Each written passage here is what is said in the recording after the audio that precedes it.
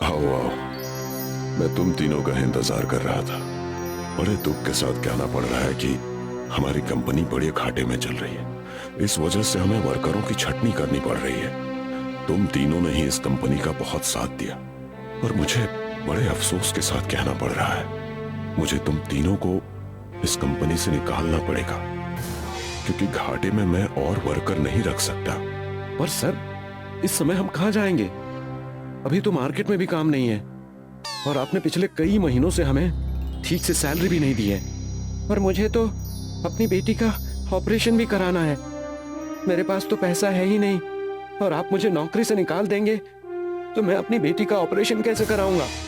Sir, मेरी तो एक अंधी बूढ़ी माँ है। मैं उसको कैसे बताऊंगा कि मैं नौकरी से हाथ धो बैठा हूँ? मैं तुम सबकी परेशानी को समझता हूँ, पर मेरे हाथ में अब कुछ नहीं है। मुझे तुम तीनों को नौकरी से निकालना ही होगा। मुझे माफ कर देना।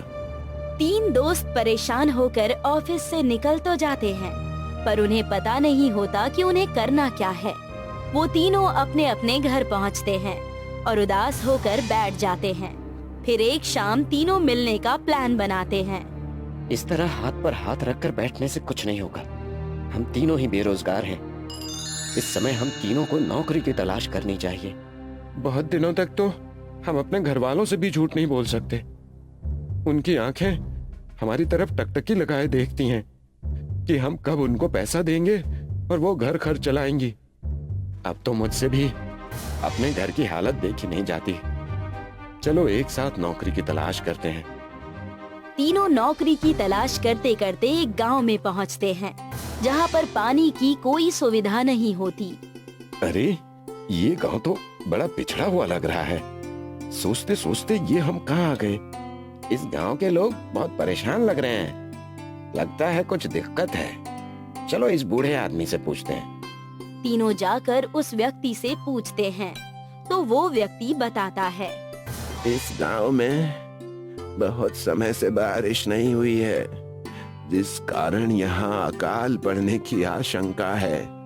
हम इस गांव में पानी की बूंद बूंद के लिए तरस रहे हैं, पर यहाँ पर बादल आते हैं, हवा में उड़कर चले जाते हैं, जैसे हमें चिढ़ा रहे हों।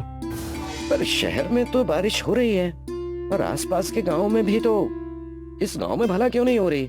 अब तो बारिश बेवक्त होती है, पर बिल्कुल नाम मात्र के लिए होती है। हमें इसका कोई तो उपाय सोचना होगा। तीनों आपस में विचार विमर्श करते हैं और पूरे गांव में देखते हैं तो वहाँ पर न कुआं होता है न ही तालाब। वो समझ जाते हैं कि परेशानी क्या है। इस गांव में न कुआं है न तालाब। इस गांव के लोग पानी को व्यर्थ ही बहा देते हैं, उसे इकट्ठा करके नहीं रखते, जिससे इन्हें बहुत परेशानी उठानी पड़ती है। हमें इनकी मदद करनी चाहिए। वैसे भी हमारे पास कोई काम धंधा तो है नहीं। तू कहना क्या चाहता है? दरअसल बात यह है कि इस गांव में हमें कुएं और तालाब खोदने चाहिए, जिससे जब भी बारिश हो तो पानी इकट्ठा हो सके। हाँ, तुम सही कह रहे हो। हमें इन लोगों के काम आना चाहिए और इन्हें पानी की अहमियत भी बतानी चाहिए। तीनों कामों में जुट जाते हैं। जब लोग उनसे पूछते हैं तो वो पानी की अहमियत बताते हैं और उनकी बातें सुनकर सभी लोग प्रेरित होकर उनकी मदद करते हैं। इन कुओं और तालाब को खोदने का क्या फायदा है जब बारिश ही नहीं हो रही? बेवजह तुम मेहनत कर रहे हो। देखना, एक दिन ये तालाब और कुएं जरूर भरेंगे, ये मेरा विश्वास है। ये सब एक बादल देख रहा था। वो ये देखकर बहुत खुश हुआ। जब एक दिन तीनों एक पेड़ के नीचे बैठे हुए थे, तब वो उनके पास आया और उनसे बोला, मैं तुम्हारे प्रयास से बहुत खुश हूँ। इस गांव के लोग पानी की कदर नहीं करते थे और फालतू पानी बहाते रहते थे, इसलिए मैंने इस गांव में बरसना छोड़ दिया था।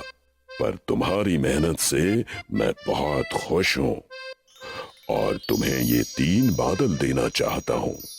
इन बादलों का हम क्या करेंगे? ये बादल हमारे किस काम के?